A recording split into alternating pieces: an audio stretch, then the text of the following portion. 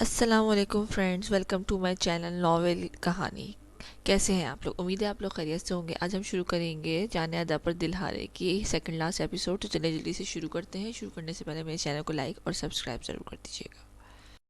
ذوحان کمرے میں آیا تو زرمینہ کو دیکھ کر اس کی ساری امیدوں پر پانی پھرا تھا۔ اسے لگا تھا روایتی دلہنوں کی طرح وہ بھی اس کا انتظار کر رہی ہوگی، مگر وہ روایتی دلہنوں کی طرح نہیں بلکہ بچوں کی طرح بیڈ پر چوکڑی مارے بیٹھی تھی اور سامنے پڑے پیسوں کو گن رہی تھی۔ زرمینہ! ذوحان نے حیرت سے اسے پکارا تھا۔ ذوحان کے پکارنے پر اس نے مسکرا کر چمکتی آنکھوں سے اسے دیکھا تھا۔ ذوحان آ گئے آپ؟ آ جائیں آپ بھی اپنے پیسے نکالیں، سلامی کے مل کر گنتے ہیں۔ میں تو بہت امیر ہو گئی ہوں، دیکھیں تو 4 لاکھ ہو گئی ہے مجھے سلامی، اور کل بھی ملیں گے، ابھی مطلب 5-6 تک تو پہنچ جائیں گے۔ ہائے ذوحان، میں اتنے خوش ہو رہی ہوں کہ یہ سب پیسے میرے ہیں، اماں نہیں لیں گی مجھ سے۔ وہ خوشی سے اپنے سامنے پڑے پیسے اٹھاتے ذوحان کو دیکھتی بول رہی تھی، جبکہ ذوحان کا دل کیا اپنا ماتھا پیٹ لے۔ تم پاگل ہو زرمینہ، جو اپنی شادی کی رات یہ سب کر رہی ہو؟ کیا صبح نہیں ہونی تھی؟ لڑکیاں شادی کی رات بیڈ پر بیٹھتی ہیں گھونگھٹ نکال کر تاکہ ان کے شوہر آئے، ان کا گھونگھٹ اٹھائے اور انہیں منہ دکھائی دے، مگر تم تو ہو کے الگ سب سے۔ ذوحان دانت پیستے ہوئے بولا، جبکہ اس کی بات پر زرمینہ نے اپنے ماتھے پر ہاتھ مارا۔ او ہو، میں بھی کتنی پاگل ہوں! آپ بس 1 منٹ ویٹ کرو، بس میں کہتی جلدی سے سارے پیسے سمیٹ کر اپنے پاؤچ میں ڈالتی ٹھیک سے ہو کر بیٹھی اور ساتھ اپنے گھونگھٹ بھی نکال لیا۔ چلے اب میرا گھونگھٹ اٹھائیں آپ اور مجھے میری منہ دکھائی دیں جلدی جلدی۔ وہ گھونگھٹ نکالتے اسے بولی، جبکہ دنیا کی اس عجیب و غریب دلہن کو دیکھ کر ذوحان کو ہنسی آئی تھی۔ لیکن میں نے تو تمہارا منہ دیکھا ہوا ہے، وہی پرانی شکل ہے، تو اس لیے میں کوئی منہ دکھائی نہیں دے رہا تمہیں، ذوحان نے شرارت سے کہا، جبکہ اس کی بات پر زرمینہ نے ایک جھٹکے سے اپنا گھونگھٹ پلٹا تھا۔ کیا کہا آپ نے؟ زرمینہ نے آنکھیں چھوٹی کیے پوچھا۔ یہی کہ میں منہ دکھائی نہیں دینے والا، ذوحان بیڈ پر بیٹھتا بولا۔ آپ ایسے نہیں کر سکتے میرے ساتھ، مجھے چاہیے منہ دکھائی۔ وہ آنکھوں میں آنسو لاتی بولی، جبکہ اسے اداس ہوتا دیکھ کر وہ فوراً سیدھا ہوا تھا۔ نہیں میری جان، مذاق کر رہا ہوں، رونا نہیں پلیز، یہ دیکھو تمہاری منہ دکھائی۔ وہ اسے چپ کراتے اپنی شیروانی کی پاکٹ سے لمبی مخمل کی ڈبی نکالتا بولا، شرم نہیں آتی آپ کو؟ کچھ خیال ہی نہیں آپ کو کہ پہلے دن کی بلکہ رات کی دلہن کو ایسے نہیں تنگ کرتے؟ وہ سو سو کرتی بولی، جبکہ اس کے بچوں والے انداز پر ذوحان کو بے حد کیوٹ لگی تھی۔ وہ ایک تو وہ لگ اتنی پیاری رہی تھی دلہن کے روم میں، اور دوسرا اس کی یہ ادائیں، اف پاگل کر دینا ہے۔ تو ایک دن اس نے دیکھ کیا دکھائیں کیا دیا ہے منہ دکھائی میں آپ نے مجھے؟ وہ اس کے ہاتھ سے منہ دکھائی کی پکڑتی بولی، اور پھر آہستہ سے اس نے اسے کھولا۔ ڈبی کے اندر بے حد خوبصورت چین تھی، جس کے درمیان میں ایک دل بنا ہوا تھا، اس میں ذوحان اور زرمینہ لکھا تھا۔ او مائی گاڈ ذوحان، یہ کتنا پیارا ہے! وہ چین باہر نکال کر اسے ہاتھ پر رکھتی بولی، جبکہ اس کی خوشی پر ذوحان کے چہرے پر بھی مسکراہٹ آئی تھی۔ اور بھی ہے تمہارے لیے کچھ؟ ذوحان کے کہنے پر اس نے چمکتی آنکھوں سے اسے دیکھا۔ اور کیا ہے؟ وہ ایکسائٹیڈ سی بولی، ادھر آؤ میرے پاس۔ اس کے بیڈ سے نیچے اترتے کھڑا کرتے بولا، جبکہ زرمینہ بھی ایکسائٹیڈ تھی، اس کے ساتھ چل پڑی۔ ڈریسنگ مرر کے سامنے آتے اس نے اس کے نچلے والے سے ڈرار کھولا تھا، جبکہ ڈرار کے کھلتے ہی زرمینہ کے منہ سے خوشی کے مارے ہلکی سی چیخ نکلی تھی۔ ذوحان، یہ سب میرے لیے ہیں؟ وہ ڈرار پر پڑی چاکلیٹس، میگی، املی، بسکٹ، سنیکس وغیرہ دیکھ کر خوشی سے پوچھنے لگی۔ جی میری جان، یہ سب آپ کا ہے؟ ذوحان پیچھے سے جا کر اسے حق کرتا اس کے گال چوم کر بولا، جبکہ اپنی خوشی میں اس نے ذوحان کی حرکت کا نوٹس ہی نہیں لیا تھا۔ آئی love you ذوحان، I love you so مچ، آپ نے بس ہمیشہ ایسے ہی رہیے گا۔ وہ خوشی سے بولی، ایسے ہی رہوں گا ہمیشہ۔ ذوحان نے اس کے بالوں میں اٹھتی خوشبو کا لمبا سانس لیتے اندر کھینچتے ہوئے خمار آلو لہجے میں کہا تھا، جبکہ ذوحان کے بدلتے رنگ پر اپنی گردن پر اچانک اس کے لبوں کا لمس محسوس کرتے اس کی جان نکلی تھی۔ وہ راحت بہت ہو گئی ہے، مجھے بہت نیند آ رہی ہے، تو چلے سو جاتے ہیں ہم، صبح پھر جلدی اٹھنا بھی ہے۔ وہ اس کی حصار سے نکل کر بیڈ کی جانب جاتی جلدی جلدی بولی، مگر ذوحان نے اس کا بازو پکڑ کر اسے اپنی جانب کھینچا تھا۔ یہ چالاکیاں کہیں اور دکھانا جانا، وہ اتنی پیاری معصوم نہیں ہو کہ تمہیں یہ بھی نہیں پتا کہ شادی کی رات کو سویا نہیں بلکہ پیار کیا جاتا ہے، اور میرا بھی تمہیں آج کی رات ڈھیر سارا پیار کرنے کا ارادہ ہے، بلکہ پوری رات تم پر اپنی محبت نچھاور کرنے کا ارادہ ہے جانم۔ تم یہ بہانے بنانا بند کرو۔ ذوحان اسی کمر کے گرد بازو باندھا اس کی گردن میں منہ دیے بولا تھا، جبکہ زرمینہ کو لگ رہا تھا کہ وہ اپنے قدموں پہ کھڑی نہیں رہ سکتی اور گر جائے گی۔ ذوحان، مجھے بھوک لگی ہے۔ وہ اسے ایک اور بہانہ بنایا تھا، جبکہ ذوحان جو اسے کندھوں سے پکڑا سائڈ پر کرتا وہاں کس کر رہا تھا، اس کی بات پر مسکرایا تھا۔ بھوک تو مجھے بھی بہت لگی ہے، ذوحان نے سیدھا ہو کر اس کی آنکھوں میں دیکھتے کہا، جہاں پر حیا کے رنگ پھیلے تھے۔ تو چلیں نہ کچھ کھاتے ہیں، زرمینہ نے خوشی سے کہا۔ چلو کچھ دیر کے لیے ہی صحیح، پر جان خلاصی تو ہوگی۔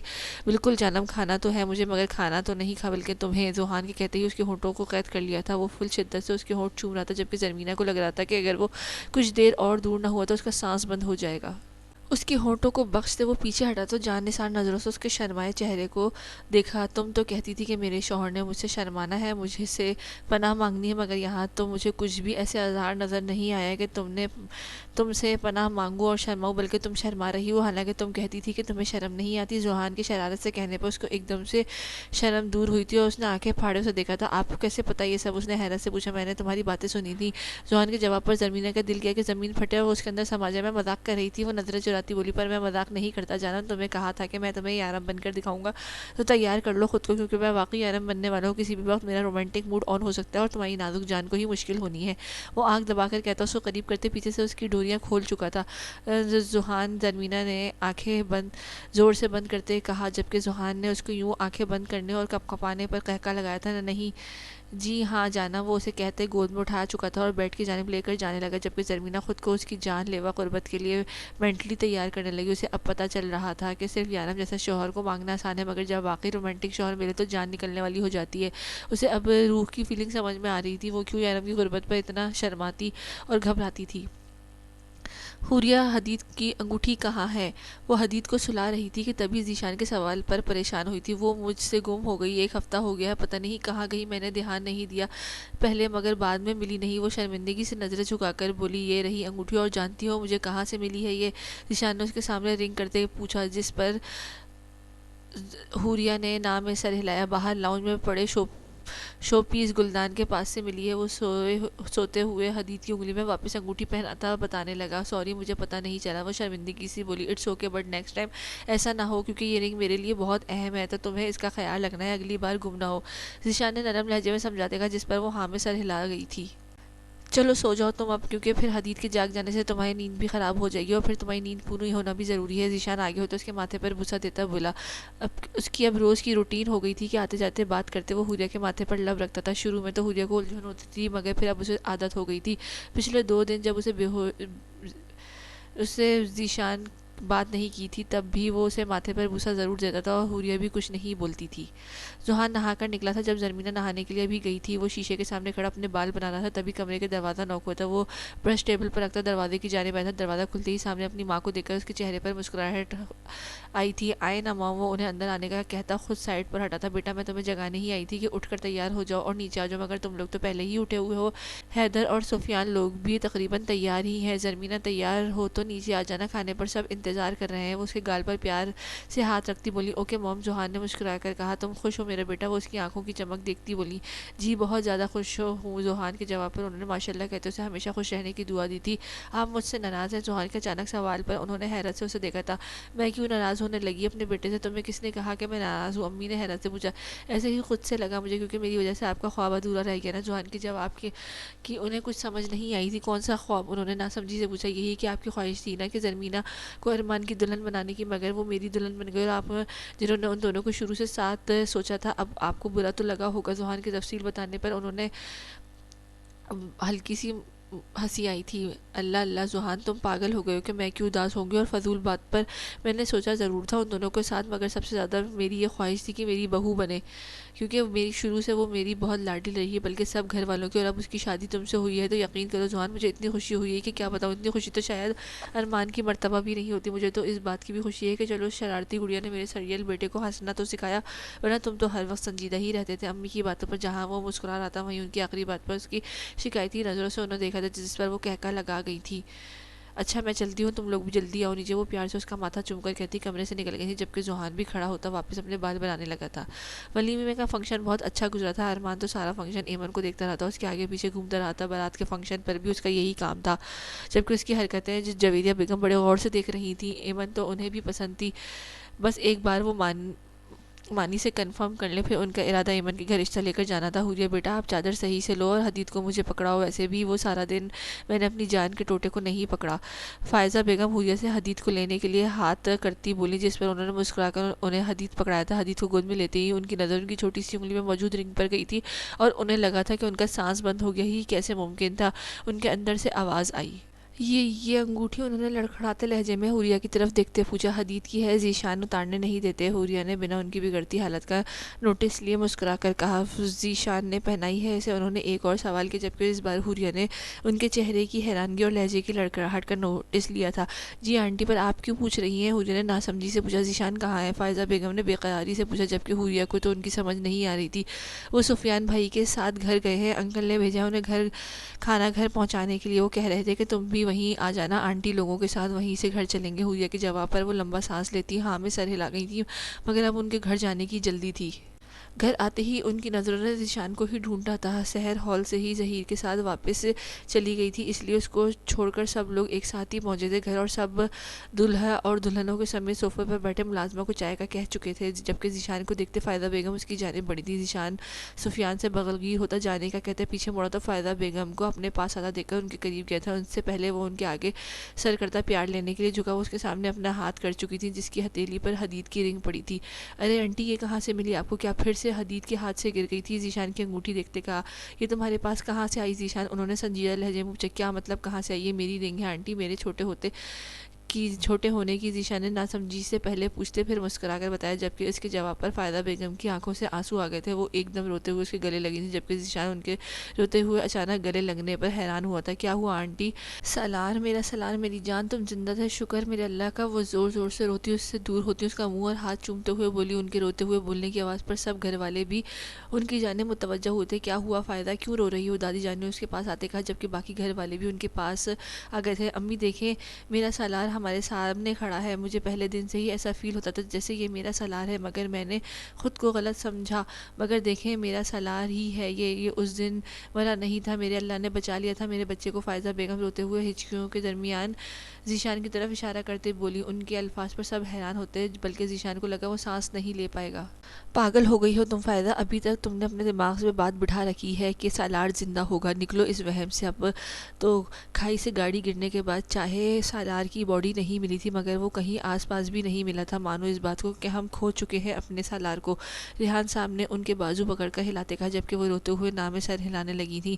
نہیں ریحان، میرا وہم نہیں ہے، یہ دیکھیں یہ ہمارے سالار کی انگوٹھی ہے، یہ ذیشان کے پاس کہاں سے آئی؟ وہ کہہ رہا ہے کہ اس کی ہے، روتے ہوئے اس کے سامنے انگوٹھی کرتی بولی۔ فائزہ بیٹا، یہ بھی تو ہو سکتا ہے کہ یہ بس اتفاق ہو کہ ذیشان کی انگوٹھی بھی سیم ہو جیسی سالار کی تھی۔ شبیر صاحب نے انہیں سمجھاتے کہا، نہیں ابو جان، ایسا نہیں ہے، اسے دیکھ کے اس میں شاہ لکھا ہے، آپ کو پتہ ہے نا ہمارے خاندان کے سب بچوں کی ایسی انگوٹھی پہنائی جاتی ہے اور انگوٹھی کے اندر والی سائڈ پر شاہ لکھا ہوتا ہے، تو دیکھیں اس میں بھی لکھا ہے۔ وہ ان کی رنگ کے اندر والی سائڈ دکھاتی بولی۔ فائزہ بیٹا، ایسا کیسے ہو سکتا ہے؟ اس کے بتایا تو ہے کہ ہم سب ان کے ماں باپ کا، تم سمجھو اس بات کو۔ شبیر صاحب ابھی بھی انہیں سمجھانے لگے، جبکہ وہ روتے ہوئے نام میں سر ہلا رہی تھی۔ سب لوگ ہی طرز بھری نگاہوں سے فائزہ بیگم کو دیکھ رہے تھے، جبکہ سفیان سے تو اپنی ماں کی حالت دیکھی نہیں جا رہی تھی۔ شاید وہ ٹھیک کہہ رہی ہیں، ذیشان نے اچانک بولنے پر ایک دم سناٹا چھایا تھا۔ کیا مطلب؟ ذوحان نے حیرت سے پوچھا۔ شاید میں ہی آپ لوگوں کا سالار ہوں۔ ذیشان کے الفاظ پر جہاں فائزہ بیگم کے اندر سکون اترا تھا اور چہرے پر خوشی آئی تھی، وہاں باقی سب کے چہروں پر بے یقینی چھائی تھی۔ ایسا کیسے ہو سکتا ہے بیٹا؟ تم نے کہا تھا کہ تمہارے ماں باپ کی ڈیتھ ہو گئی ہے۔ ریحان شاہ نے پوچھا۔ جی ان کی ڈیتھ ہو گئی ہے، مگر وہ میرے اصل ماں باپ نہیں تھے، یہ بات مجھے خود ایک آدھ ماہ پہلے پتہ چلی ہے۔ ذیشان کے جواب پر سب بڑے حیران ہوئے۔ تو تمہیں کیسے پتہ چلی بات؟ شبیر صاحب نے پوچھا۔ بابا کی ڈائری پڑھی تھی، اس میں لکھا تھا کہ جس دن موم کی اور ان کی بیبی کی ڈیلیوری کے دوران ہی ڈیتھ ہوئی تھی، اس سے اگلے دن بابا کو میں ملا تھا اسلام آباد میں، ان کی میری شکل میں زندگی جینے کی وجہ ملی تھی، اس لیے اس ڈر سے کہ کہیں میرے اصل ماں باپ نہ آ جائے ڈھونڈتے ہوئے ان کے پاس، وہ مجھے لے کر لاہور آ گئے تھے۔ انہوں نے مجھے کبھی نہیں بتایا کہ میں ان کی سگی اولاد نہیں، کبھی مجھے لگا ہی نہیں۔ اس دن جب میں ڈائری پڑھ رہا تھا تو اس رنگ کا بھی ذکر تھا اس میں کہ جب میں انہیں ملا تھا تو میرے ہاتھ میں یہ رنگ تھی، ڈائری کے باکس میں ہی یہ رنگ پڑی تھی، اس لیے میں نے وہ حدید کو پہنا دی تھی۔ مجھے خود اندازہ نہیں تھا کہ آپ لوگ ہی میرے اپنے ہوں گے۔ ذیشان کی ساری بات بتانے پر سب کے چہرے کھل اٹھے تھے۔ میں کہہ رہی تھی نا کہ میرا بیٹا ہے، میرا سالار ہے۔ فائزہ بیگم ذیشان کے سینے سے لگتی سب سے بولی، جس پر سب نے خوشی سے سر ہلایا تھا۔ سب بڑے اور چھوٹے سب خوش تھے کہ ذیشان کو اپنی فیملی کا فرد جان کر، سبھی کزنز اس کے ملتے اس سے ہنسی مذاق میں مگن تھے، جبکہ بڑے تو حدید سے کھیلتے خوش ہو رہے تھے۔ دادا جان اور دادی کی تو خوشی ہی الگ تھی اپنے پر پوتے کو لے کر۔ ذیشان کے ساتھ حوریہ کو بھی سب نے گھیرا ہوا تھا، مگر وہ تو بدھ بنی بیٹھی تھی۔ جب سے ذیشان کی حقیقت پتہ چلی تھی، جہاں سب خوش تھے وہیں وہ چپ کسی سوچ میں گم تھی۔ مجھے طلاق چاہیے ابھی اور اسی وقت۔ حوریہ کے اچانک کھڑے ہو کر بولنے پر سب اس کی طرف متوجہ ہوئے تھے، جبکہ اس کے الفاظ پر سب کو سانپ سوکھ گیا تھا۔ یہ کیا بول رہی ہو تم بیٹا؟ دادی جان نے اس سے کہا۔ جو بھی بول رہی ہوں صحیح بول رہی ہوں، مجھے بس آپ کے پوتے سے طلاق چاہیے۔ وہ بنا کسی تاثر کے ابھی بھی سنجیدگی سے بولی۔ کیا ہوا ہے بیٹا؟ ایسے کیوں کہہ رہی ہو اچانک؟ فائزہ بیگم نے پریشانی سے پوچھا۔ سبھی اس کے یوں اچانک طلاق کے مطالبے پر حیران ہوتے، ابھی جہاں سب خوش تھے اب وہیں سب کے چہروں پر پریشانی تھی۔ بکواس بند کرو حوریہ، پاگل ہو گئی ہو جو یہ بکواس کر رہی ہو؟ مذاق بند کرو اپنا۔ ذیشان نے غصے سے کہا۔ مذاق میں نہیں کر رہی، مذاق آپ کر رہے ہیں، بلکہ آپ نے مذاق سمجھ رکھی ہے میری لائف۔ وہ بھی غصے سے بولی۔ جویریہ بیگم انہیں روکنے لگی تھی، مگر دادا جان نے انہیں روک دیا تھا ایسا کرنے سے۔ وہ دیکھنا چاہتے تھے کہ آخر مسئلہ کیا ہے۔ حوریہ تم ابھی پاگل بنی ہوئی ہو، گھر چلو، ابھی ہم گھر جا کر بات کرتے ہیں۔ ذیشان نے اسے غصے میں دیکھ کر ایک نظر سب کو دیکھا، پھر سب کا اس کا بازو پکڑتا بولا مگر حوریہ اپنا بازو چھڑوا چکی تھی. کہیں نہیں جا رہی میں، مجھے طلاق دیں، میں صرف آپ کی زندگی سے جانا چاہتی ہوں. آپ نے سمجھ کیا رکھا ہے؟ مجھے آپ کو مل گئے نا اب کے اصل ماں باپ، تو خدا را اب مجھے بخش دیں. آپ اب اس باپ کا بدلہ مجھ سے لے رہے تھے جو آپ کا باپ تھا ہی نہیں. اب آپ کو مل گئے آپ کے اصل ماں باپ، تو پھر کوئی بدلہ بھی نہیں بچتا. حوریہ کے الفاظ نے سب کو کش میں ڈال دیا تھا. بدلہ؟ کون سا بدلہ؟ جمیل کے منہ سے بے ساختہ نکلا. ہاں بیٹا کیسا بدلہ؟ کس بارے میں بات کر رہی ہو؟ ریحان صاحب نے بھی ناسمجھی سے پوچھا. اپنے بیٹے سے پوچھے نا یہ بات آپ انکل. اس نے کس بات کا بدلہ لیا ہے مجھ سے؟ کس گناہ کی سزا دی ہے مجھے اس نے 16 سال کی عمر میں؟ کس وجہ سے میرے جسم پر نیل ڈالے ہیں؟ اپنی ماں سے پوچھے نا، شاید آپ کو ہی جواب دے دیں، کیونکہ مجھے تو آج تک نہیں دیا انہوں نے جواب اس سوال کا. حوریہ روتے ہوئے بولی، جبکہ ذیشان تو سب کے سامنے نظر اٹھانے کے قابل بھی نہیں رہا تھا. کیا کہہ رہی ہے یہ بچی؟ کیا یہ سچ بول رہی ہے؟ ریحان صاحب نے سخت لہجے میں پوچھا. وہ میں نے پوچھا سچ کہہ رہی ہے؟ ریحان صاحب نے اس کی بات بیچ میں ٹوکتے پوچھا. ولیمے کے روپ میں سجی زرمینہ اور مسکان دونوں ہی حوریہ کو چپ کروا رہی تھی، جبکہ جمیل کو جویریہ بیگم نے پانی لینے بھیجا تھا اس کے لیے. سچ کہہ رہی ہے مگر اب شرمندہ. بس ابھی ذیشان ہی بول ہی رہا تھا کہ ریحان صاحب کی آواز پر اس کی بات بیچ میں ہی رہ گئی تھی. دفع ہو جائے یہاں سے. ریحان صاحب کے الفاظ پر ذیشان نے بے یقینی بھری نظروں سے انہیں دیکھا تھا. باقی سب کا بھی یہی حال تھا. یہ کیا کہہ رہے ہیں آپ؟ فائدہ بیگم تڑپ کے بولی. صحیح کہہ رہا ہوں میں. اس بچی کی حالت دیکھو کیسے رو رہی ہے. نہ جانے تمہارے بیٹے نے کتنے ظلم ڈھائے ہیں اس پر، اور تم ابھی بھی مجھ سے پوچھ رہی ہو کہ کیا کہہ رہا ہوں. اندر کی انسانیت کو ممتا کی محبت سے دفناؤ مت. اس سے کہو چلا جائے یہاں سے. حوریہ اور حدید یہیں رہیں گے. جب حوریہ اسے معاف کرے گی تب یہ واپس آ سکتا ہے. اب کوئی بحث نہیں. انہوں نے جیسے اپنا فیصلہ سنایا تھا، جبکہ سبھی چپ ہو گئے تھے ان کے فیصلے پر، کیونکہ وہ صحیح کہہ رہے تھے. نہیں میں اپنی بیوی بچے کے ساتھ جاؤں گا. ذیشان نے احتجاج کیا تھا. بھولو مت کہ ابھی ابھی یہ پتہ چلا ہے کہ میں تمہارا باپ ہوں، اور باپ جوتی اتار کر مار بھی لیتے ہیں، اور میں نے بھی پرواہ نہیں کرنی کہ تم ہمیں 28 سال بعد ملے ہو. ریحان صاحب کہتے ہیں وہاں سے چلے گئے تھے، جبکہ ذیشان کی بالکل بھی نہیں چلی تھی کسی کے سامنے، اور وہ اکیلا ہی اپنے گھر واپس آیا تھا. فائدہ بیگم تو اس کے لیے بہت بے چین تھی، مگر شوہر کے آگے مجبور تھی. حوریہ کو ایک کمرہ دے دیا گیا تھا، اور یہ کہہ دیا گیا تھا کہ سب بڑوں نے اسے کہ اب یہ اس کا گھر ہے تو فکر نہیں کرنی. جب تک وہ نہیں چاہے گی ذیشان اس کے پاس بھی نہیں آئے گا. اور وہ یہ بھی اب پرسکون تھی کیونکہ ذیشان نہیں تھا اس لیے آس پاس، مگر ذیشان بالکل بھی پرسکون نہیں تھا. اس کے بغیر اسے تو گھر کاٹ کھانے کو دوڑ رہا تھا. یہ کیا کر کے آئے ہیں آپ؟ 28 سال بعد ہمیں ہمارا بیٹا ملا اور آپ نے اسے پھر سے دور کر دیا ہم سے. بہت غلط کیا آپ نے کمرے میں آ کر. فائدہ بیگم ریحان صاحب سے بولی. غلط میں نے نہیں، تمہارے بیٹے نے کیا ہے اس لڑکی کے ساتھ. میں غلط کے ساتھ کبھی نہیں دوں گا. اور پھر ہمیشہ کے لیے تھوڑی دور ہوا ہے، بس کچھ عرصہ دور رہے گا نا اپنی بیوی سے تو قدر ہوگی اپنے کیے پر، پچھتاوا بھی ہوگا. ریحان صاحب کی بات پر وہ کچھ نہیں بولی تھی، بس منہ دوسری طرف کر گئی تھی. میں نے ابھی اپنے بیٹے کو جی بھر کے محسوس بھی نہیں کیا تھا. تھوڑی دیر بعد ریحان شاہ کے کانوں میں ان کی نم آواز پڑی تھی اور وہ بیڈ سے اٹھ کر بیٹھے تھے. فائدہ کیوں ایسے کر رہی ہو؟ مجھے بھی اسے جی بھر کر گلے لگانے کی چاہت ہے، مگر ہم اپنی اولاد پر تھوڑی سختی دکھا کر ہی اسے صحیح غلط بتا سکتے ہیں. وہ انہیں کندھوں سے تھام کر سمجھاتے بولے. میں کیا کروں ریحان، میرا دل نہیں سکون میں. میری ممتا تڑپ رہی ہے. اتنے سال بعد مجھے میرا بیٹا ملا ہے تو میرا بے چین ہونا بنتا ہے کیونکہ میں ماں ہوں. وہ ان کے کندھے پر سر رکھتے روتے ہوئے بولی تھی. تو تم ایسا کرو کہ 2-3 دن اس کے پاس رہ آؤ. ریحان صاحب کے مشورے انہوں نے چمکتی آنکھوں سے انہیں دیکھا تھا. سچ آپ کیا مجھے چھوڑ آئیں گے؟ وہ خوشی سے بولی، جبکہ ان کی خوشی پر وہ ہنس پڑے تھے. نہیں میں نہیں جاؤں گا. صبح ذوحان سفیان لوگ کے ساتھ چلی جانا. ریحان شاہ کے جواب پر انہوں نے حیرت سے انہیں دیکھا. وہ جائیں گے؟ فائزہ بیگم کے پوچھنے پر انہوں نے مسکراتے ہوئے ہاں میں سر ہلایا تھا. جی بیگم، کیونکہ مجھے اچھے سے پتہ ہے ان کی عادتوں کا. پہلے وہ دوست ہو کر عزیز تھا تو اب بھائی ہے. وہ ضرور اس سے ملنے جائیں گے، مگر یہ بھی جانتا ہوں کہ اس کی کلاس بھی لگے گی ان سب کے ہاتھوں. ریحان کے بتانے پر وہ دھیرے سے ہنستی ان کے کندھے پر سر واپس رکھ گئی تھی. سفیان، ذوحان، ارمان اور حیدر چاروں ہی صبح صبح ایک ساتھ تیار ہو کر نکل رہے تھے. تبھی ریحان شاہ کی آواز پر رکے تھے. رکو تم چاروں. ریحان شاہ کی آواز پر ان سب کی زور سے آنکھیں بند کرتے کھولی تھیں اور پھر پکڑے جانے کے ڈر سے بمشکل مسکراتے پلٹے تھے. جی بابا. سفیان نے پوچھا. اپنی ماں کو بھی ساتھ لے جاؤ. وہ اخبار پڑھتے ہوئے ہی بولے. چاچو ہم آفس جا رہے ہیں. ارمان نے تھوک نکلتے بتایا. پتہ ہے تم لوگوں کے آفس کا جہاں جانا ہے تم سب نے اپنی چاچی کو بھی اسی آفس لے جانا. ریحان شاہ کے طنز بھرے لہجے پر ان سب نے ایک دوسرے کی جانب معصوم شکل بنا کر دیکھا تھا. مطلب وہ پکڑے گئے تھے. اوکے چاچو لے جائیں گے. ذوحان ان سے کہتا سفیان کا اشارہ کیا، جس پر فائدہ بیگم کو بلانے چل پڑا. ذیشان بے دلی سے تیار ہو رہا تھا، جبکہ نظریں پیچھے بیٹھ پڑتی. جب پہلے روز وہ تیار ہوتا تھا تو حوریہ حدید کو گود میں لیے وہیں بیٹھی ہوتی تھی. ساری رات وہ نہیں سویا تھا کل، اور اسی وجہ سے اس کی آنکھوں کے گرد ڈارک سرکل بن گئے تھے جن کو اس نے پاس پڑی بلیک گلاسز لگاتے چھپایا تھا. اپنا بیگ اٹھا کر وہ کمرے سے نکلنے لگا تھا، مگر تبھی فائدہ بیگم اور ذوحان لوگ کمرے میں داخل ہوئے تھے. ان سب کو ساتھ ذیشان کو حیرت کے ساتھ ساتھ خوشی بھی ہوئی تھی. آپ سب لوگ یہاں؟ اس کی خوشی سے پوچھا، جبکہ اس کی بات پر بنا کوئی جواب دیے فائدہ بیگم اس کے گلے لگی تھی. میری جان، مجھے تمہاری یاد آ رہی تھی اس لیے آ گئی. برا تو نہیں لگا تمہیں؟ فائدہ بیگم پہلے پیار سے جبکہ آخر میں پریشانی سے پوچھنے لگی، جس پر ذیشان نے مسکراتے ہوئے نام میں سر ہلایا اور ان کو کس کر حق کرتے ہوئے اس کے سر پر ہونٹ رکھے تھے. نہیں، ایسی بات نہیں، بلکہ مجھے خوشی ہوئی آپ لوگوں کے یہاں آنے سے. ذیشان نے مسکرا کر کہا. ذوحان، سفیان لوگ بس خاموشی سے کھڑے تھے. تم آفس جا رہے تھے؟ فائدہ بیگم نے پوچھا، جس پر وہ ہاں میں سر ہلائے. کچھ کھایا؟ ان کے اگلے سوال پر اس نے نام میں گردن ہلائی. کیوں؟ ان کے لہجے میں ماؤں والی فکر محسوس کرتے اسے ڈھیروں سکون ملا تھا. کتنا ترسا تھا وہ اس محبت اور فکر کو. ملازمہ نہیں ہے نہ گھر، کیونکہ میں نے آنے سے منع کر دیا. حوریہ تھی نہیں گھر میں تو ملازمہ کا آنا بھی صحیح نہیں لگتا. ذیشان نے ان کے ہاتھ تھامتے بتایا. تو تم رکو، میں ابھی کھانا بنا کر لاتی ہوں تمہارے لیے. نہ، بنا کچھ کھائے نہیں جانا تم. وہ آج اپنی ماں کے ہاتھ کا کھاؤ. اس کے چہرے پر لاڈ سے ہاتھ رکھتی کہتی کچن کی پوچھ کر چلی گئی تھی. ان کے جاتے ہی ذیشان مسکراتے ہوئے ذوحان لوگوں کو دیکھا، مگر ان کے چہروں پر مسکراہٹ نہیں بلکہ سنجیدگی تھی. اس سے پہلے وہ کچھ کہتا وہ چاروں ایک ساتھ اس کی طرف بڑھتے اسے قابو کر چکے تھے. ارے کیا کر رہے ہو تم لوگ؟ اور ان کے یوں حملہ آور ہونے پر ذیشان پریشان ہوتا بولا، جبکہ اس بیڈ پر گراتے اس کے مکوں کی برسات کر چکے تھے. اچھے سے انہیں بھڑاس نکالتے وہ کھڑے ہوئے، مگر ذیشان بیچارہ تو اٹھنے کے قابل بھی نہیں رہا تھا. اس کے گلاسز بھی پتہ نہیں کہاں چلے گئے تھے. یہ ہماری کیوٹ سی بھابھی پلس بہن کو تکلیف دینے کے لیے تھا، اور ساتھ اس لیے بھی کہ اگر تم ایسی کوئی حرکت نہ کرتے بھابھی کے ساتھ تو تم آج ہمارے ساتھ ہوتے گھر. تو تمہیں تمہاری غلطی کی سزا دی ہے. ذوحان نے اسے کہتے اپنے ہاتھ آگے بڑھایا تھا اسے اٹھانے کے لیے، سہارا دینے کے لیے. ذوحان کے ہاتھ کی مدد سے وہ اٹھ کر بیٹھا تھا، مگر جسم ابھی بھی درد کر رہا تھا.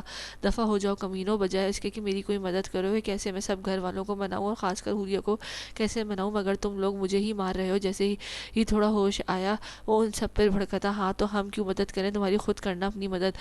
ہم ویسے بھی جا رہے ہیں آفس کے لیے، دیر ہو رہی ہے. سفیان نے سفید جھنڈی دکھاتے کہا، جس پر ذیشان نے اسے دونوں ہاتھ سے لعنت دی تھی اور سفیان نے آگے سے دانتوں کی نمائش کی تھی. تم لوگ گھر والوں کو منانے کے بجائے حوریہ بھابھی کو مناؤ، باقی سب گھر والے خود ہی مان جائیں گے. حیدر نے اسے صلاح دی جو اسے بھی صحیح لگی تھی، مگر اسے منانے کے لیے اس سے ملنا ضروری ہے اور مجھ پر پابندی ہے اس سے ملنے پر. ذیشان نے پریشانی سے کہا، تو کیا ہوا؟ میں ہوں نا جب دل کرے ان سے ملاقات کا. بس آپ نے مجھے بتانا ہے، سارا انتظام کر دوں گا، مگر پیسے لگیں گے اس کام کے. ذیشان جہاں ارمان کی باتوں پر خوش ہوا تھا وہیں اس کی آخری والی پیسوں کی بات پر اس نے منہ ایسا ہوا تھا جیسے اس نے کوئی کڑوی چیز کھا لی ہو. ٹھیک ہے، دے دوں گا پیسے، مگر ابھی سب لوگ مل کر مجھے حدید سے ملنے کی اجازت دلواؤ. میرا دل نہیں لگ رہا اپنے بیٹے کو دیکھے بغیر. ذیشان نے مانتے ہوئے اسے کہا، جس پر اس سب نے ڈن کا اشارہ کیا تھا. حوریہ بہت خوش تھی. ہاں، اسے ذیشان کی یاد تو بہت آتی تھی، مگر اسے آتا تھا یاد کو بھلانا. سب لوگ اس کا بہت خیال رکھتے تھے. حدید کو 2-3 دن میں ہی سب کی جان بن گیا تھا. گھر کی خواتین تو حوریہ کو ہاتھ کا چھالا بنائے پھرتی تھیں. ان کی ڈانٹ کا اس کی صحت کا بہت خیال رکھتی، اور جو چیز اس کے لیے اس حالت میں بہتر ہوتی وہ اسے کھلاتی. فائدہ بیگم ذیشان کے پاس ہی تھی، مگر آج انہوں نے واپس آ جانا تھا. 3 دن وہ اس کے پاس رہی تھی اور جی بھر کے اس کے لاڈ اٹھائے تھے. ذیشان تو کہہ رہا تھا کہ انہیں کہ مت جائیں ابھی. ان کا دل بھی نہیں تھا، مگر جانا ضروری تھا. حوریہ کا خیال رکھنا ان کا فرض تھا. ویسے تو سبھی اس کے لیے کافی تھے، مگر وہ خود اس کا خیال رکھنا چاہتی تھی، اور پھر ان کا ارادہ تھا اسے گھر جا کر سمجھانے کا کہ وہ ذیشان کو ایک موقع ضرور دے. اچھا نا زرمینہ، بس کر دو مجھے گھونڈنا. کیوں؟ میں بالکل بھی شرمندہ نہیں ہونے والا. غلطی تمہاری اپنی تھی، میرا تو بس دل بے ایمان ہوا تھا. ذوحان زرمینہ کو دیکھتا ہنسی دباتے بولا، جو منہ سجائے بیٹھی تھی. ہوا کچھ یوں تھا کہ وہ آج کالے رنگ کے کپڑے پہن کر تیار ہوئی تھی، اور ذوحان کے آتے ہی اس نے پوچھا تھا کہ وہ کیسی لگ رہی ہے. پھر کیا کچھ گھنٹوں بعد بیچاری کو دوبارہ سے کپڑے پہننے پڑے تھے. واقعی ذوحان کا کوئی قصور نہیں تھا، کیونکہ ایک تو بلیک ذوحان کا فیوریٹ کلر تھا، دوسرا زرمینہ بلیک کلر میں بہت پیاری لگ رہی تھی. تو پھر ذوحان کا دل بے ایمان ہونا بنتا تھا. بات نہیں کریں مجھ سے، میں نے بات نہیں کرنی ہے آپ سے. میری توبہ، جو کبھی میں آپ سے پوچھوں کہ کیسی لگ رہی ہوں. وہ منہ پھلاتی بولی، جبکہ ذوحان نے اس کی بات اور انداز پر کہکا لگایا تھا. بالکل جانم، پوچھنا بھی مت، کیونکہ میں تو پھر عملی تعریف کروں گا جیسے آج کی ہے، کیونکہ میں بولنے سے زیادہ عمل کرنا پسند کرتا ہوں. ذوحان اسے قریب آ کر بیٹھتا بولا، ذوحان مجھے تنگ نہ کریں ابھی، کیونکہ میں غصے میں ہوں. زرمینہ کے کہنے پر ذوحان نے فوراً منہ پر انگلی رکھی تھی، جبکہ اس کے عمل پر زرمینہ نے اسے گھورا تھا. ذیشان کو حدید سے ملنے کی اجازت مل گئی تھی. سب اس سے مل لیتے تھے سوائے حوریہ کے اور ریحان شاہ کے. وہ بھی مل کر گیا تھا حدید سے، اور اب زرمینہ حدید سے کھیل رہی تھی. تبھی ارمان آتا اس کے ساتھ بیٹھا تھا. کیسی ہو بھابھی جی؟ اسے تنگ کرتا بولا. مانی تمیز سے مجھے میرا نام سے بلاؤ. زرمینہ نے غصے سے کہا، تمیز سے ہی بلا رہا ہوں. اور ادھر دو حدید کو مجھے. زرمینہ نے چھڑاتے وہ حدید کو مانگنے لگا، میں نہیں دے رہی، بھاگ جاؤ. زرمینہ نے کہا، اپنا بیٹا پیدا کرو پھر اپنے بیٹے سے کھیلنا. ارمان نے اسے ٹیز کرتے کہا۔ اس کی بات پر زرمینہ کے چہرے پر لالی بکھری تھی۔ تبھی ذوحان سیڑھیوں سے نیچے اترا تھا۔ ذوحان اسے چپ کروا لیں، بہت بکواس کرتا ہے یہ۔ زرمینہ شرماتے ہوئے بولی، کیا ہوا ہے، کیا کہہ رہا ہے؟ ذوحان نے حیرانگی سے پوچھا۔ کہتا ہے کہ اپنے بچے پیدا کرو اور ان سے کھیلنا۔ زرمینہ شرم سے لال ہوتی بولی، جبکہ ذوحان نے پہلے ارمان کو گھورا، پھر اپنی جوتی اتار کر زرمینہ کو دی تھی۔ یہ لو اور سر گنجا کر دو اس کا۔ ذوحان نے اسے جوتا دیتے کہا، جبکہ جوتا دیکھتے ہی ارمان وہاں سے فوراً بھاگا تھا۔ اس کی پھرتی سے بھاگنے پر ذوحان اور زرمینہ دونوں ہی ہنسے تھے۔ حوریہ کمرے میں لیٹی ہوئی تھی، تبھی فائدہ بیگم اندر آئی تھی۔ حدید کو ذیشان کچھ دیر کے لیے اپنے ساتھ لے کر گیا ہوا تھا۔ فائدہ بیگم کو دیکھ کر وہ فوراً سیدھی ہو کر بیٹھی تھی۔ ارے لیٹی رہو حوریہ، اٹھ کر کیوں بیٹھی رہی ہو؟ اس کے اٹھ کر بیٹھنے پر فائدہ بیگم بولی، نہیں آنٹی میں ٹھیک ہوں، ایسے ہی آپ آئے نہ بیٹھے۔ وہ مسکرا کر کہتی، ان کے بیٹھنے پر نظریں جھکا کر بولی تھی، آنٹی نہ کہو بیٹا، اب تو میں تمہاری ساس ہوں اور تم مجھے امی یا ماں کہہ لیا کرو۔ فائدہ بیگم کے کہنے پر وہ سر ہلا گئی تھی۔ طبیعت ٹھیک ہے؟ فائدہ بیگم نے اس کے گال پر پیار سے ہاتھ رکھتے پوچھا۔ جی بالکل ٹھیک ہے۔ وہ مسکرا کر بولی، مجھے تم سے ایک ضروری بات کرنی تھی۔ کچھ دیر خاموشی کے بعد بولی، میں جانتی ہوں آپ کو کیا بات کرنی ہے، مگر میں اس ٹاپک پر بات کرنا نہیں چاہتی۔ میں جانتی ہوں میری وجہ سے آپ اپنے بیٹے سے دور رہیں اور میں اس بات پر شرمندہ ہوں۔ یقین جانیے میں آج صبح بھی انکل سے کہہ رہی تھی کہ میری وجہ سے اپنے بیٹے سے دوری مت بنائیں۔ میں ڈھونڈ لوں گی کوئی جگہ اپنے رہنے کے لیے، بس آپ خود کو، آنٹی کو اور گھر والوں کو میری وجہ سے تکلیف میں نہ رکھیں۔ مگر انہوں نے میری ایک نہیں سنی۔ میں آپ سے بھی کہہ رہی ہوں، میرا کوئی قصور نہیں، کوئی کام نہیں اس گھر میں، تو میری وجہ سے اپنے بیٹے سے دور نہ ہو۔ میرے دل میں اس کے لیے کوئی جذبہ نہیں ہے، مجھے اس شخص سے کوئی رشتہ نہیں رکھنا، تو پھر میرا اس گھر میں اس شخص کی نسبت سے رہنا بنتا بھی نہیں۔ وہ ہاتھوں کی انگلیوں سے کھیلتی بولی، جبکہ اس کی باتوں کو فائدہ بیگم جو خاموشی سے سن رہی تھی، آخری بات پر نام سر ہلانے لگی۔ تو پھر تم ایسے کیوں کہہ رہی ہو کہ تم یہاں ہماری بیٹی کی نسبت سے ہو، بلکہ تمہارے انکل تمہیں اپنی بیٹی کہتے ہیں نا، اس لیے تو ذیشان کو بھی پرواہ نہیں کہ تمہاری خاطر آج کے بعد سوچنا بھی مت ایسا۔ تم اس گھر کی بیٹی ہو، اور اگر ذیشان سے متعلق کوئی بات نہیں کرنی تو میں یا کوئی اور نہیں کرے گا، بس تم خوش رہو۔ فائدہ بیگم اسے گلے لگاتی بولی، جبکہ ان کی محبت اور چاہت محسوس کرتے اس کی آنکھیں نم ہوئی تھیں۔ زرمینہ کو ذوحان کی شرٹ پریس کرنے کے لیے دی تھی اور خود وہ شاور لینے چلا گیا تھا۔ زرمینہ کے کپڑے پریس کرنے نہیں آتے تھے، لیکن پھر بھی وہ کوشش کر رہی تھی اور بہت احتیاط سے کر رہی تھی، مگر تبھی اس کا فون کی میسج ٹیون بجی تھی اور استری کو شرٹ پر ہی رکھ کر ڈریسنگ روم سے نکلتی کمرے سے فون اٹھانے لگی۔ میسج ایمن کا تھا اور وہ اسے صبح یونی واپس جوائن کرنے کا پوچھ رہی تھی۔ اس سے رپلائی کرتے وہ واپس ڈریسنگ روم میں آئی۔ استری اسٹینڈ کے پاس آئی تو جلنے کی اسمیل سے اس کے ہوش اڑ گئے تھے۔ یا اللہ یہ کیا ہو گیا! استری سائڈ پر کرتے شرٹ کو جلا دے کر بے ساختہ اس کے منہ سے نکلا۔ اس سے پہلے کہ وہ کوئی حل سوچتی یا شرٹ کو غائب کرتی، ذوحان واش روم سے نکلتا سیدھا وہیں آیا تھا۔ یہ اسمیل کیسی ہے؟ ذوحان نے جلنے کی اسمیل محسوس کرتے ہوئے پوچھا۔ تبھی اس کی نظر زرمینہ کے ہاتھ میں موجود اپنی شرٹ پر گئی تھی۔ ڈونٹ ٹیل می زرمینہ کہ تم نے میری شرٹ جلا دی، ذوحان نے بے یقینی سے کہا، جس پر زرمینہ نے بچوں کی طرح پاؤٹ بنا کر معصوم منہ بناتے ہاں میں سر ہلایا۔ اف زرمینہ، میری فیوریٹ شرٹ تھی یہ، میں کیا کروں تمہارا؟ ذوحان کی شرٹ اس کے ہاتھ سے لیتے کہا، آپ بس میری غلطیوں کو معاف کر دیا کریں، کیونکہ آپ کے ساتھ تو یہ ایک عمر گزارنی ہے۔ زرمینہ سے کندھے پر لاڈ سے سر رکھتی بولی۔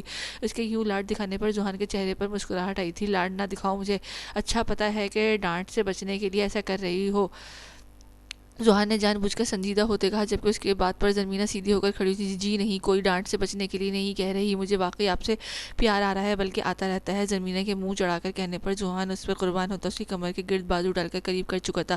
اچھا جی ایسی بات ہے؟ ذوحان کے کہنے پر زرمینہ زور و شور سے ہاں میں سر ہلایا۔ آپ کو پتا ہے مجھے اس دنیا میں ماں باپ بہن بھائی کے علاوہ آپ کے چہرے سے عشق ہے، آپ کی آنکھیں، آپ کی ناک، آپ کے ہونٹ اور آپ کے گرد سجی داڑھی کی قربان، آپ کے ہونٹوں کی مسکراہٹ، آنکھوں کی چمک پر قربان۔ وہ اس کے چہرے کو ایک ایک نقش کو اپنے مخمل انگلیوں، ہاتھوں کی انگلیوں سے چھوتی بے حد خوبصورتی تھی بولی۔ ذوحان کے بے خود کر گئی تھی، وہ اس کے چپ ہوتے ہی جھکا تھا، اس کے ہونٹوں کو قید کر گیا تھا۔ پہلے تو زرمینہ کو حیرت ہوئی، مگر پھر وہ بھی اس کے عمل میں اس کا ساتھ دینے لگی۔ ایک دوسرے سے دور ہوتے ہی زرمینہ تو ذوحان کی بلیک بنیان پہنے سینے پر سر رکھ گئی تھی، جبکہ ذوحان اس کی شرماہٹ کے صدقے جاتا اس کے بالوں پر لب رکھ گیا تھا۔ ویسے ایک بات تو بتاؤ کہ آخر یہ عشق ہوا کب مجھ سے؟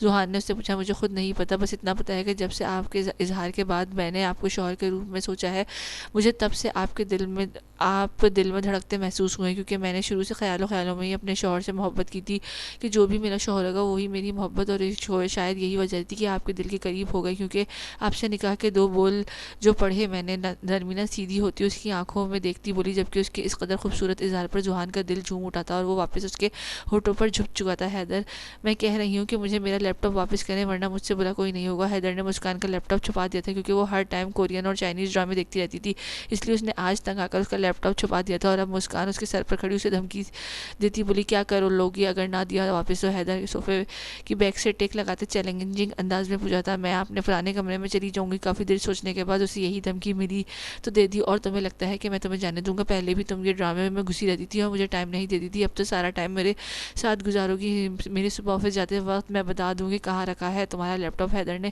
صوفے سے کھڑے ہوتے کہا، اچھا نہیں کر رہے آپ بہت برے ہیں۔ مسکان نے اسے بتانا چاہا، میرا موڈ بھی نہیں ہے اچھا بننے کا، ویسے بھی ابھی تو ساری رات پڑی ہے، میں برا ہی لگوں گا تمہیں، اور یہ بات تم مجھے وقفے وقفے سے کہو گی کیونکہ یہ تو تمہارا ڈائلاگ ہے نا۔ حیدر نے بے فکری سے کہتے اسے اپنی جانب کھینچا، اس کے ہونٹوں پہ اپنے ہونٹ ملا چکا تھا، ہونٹوں سے گردن اور گردن سے کندھوں تک وہ اپنے ہونٹوں کے لمس کی لکیر کھینچتا جا رہا تھا، جبکہ مسکان کی تو جان تب نکلی جب وہ اس کی قمیض کی زپ کھولی تھی۔ واقعی وہ آج رات اچھا بننے کے موڈ میں نہیں تھا۔ سفیان دیکھیں آج چاند کی 14ویں ہے اور چاند کتنا پیارا لگ رہا ہے۔ جمل سفیان کے ساتھ بالکنی میں کھڑی چاند کو دیکھتے بولی، مگر سفیان تو صرف اسے دیکھ رہا تھا۔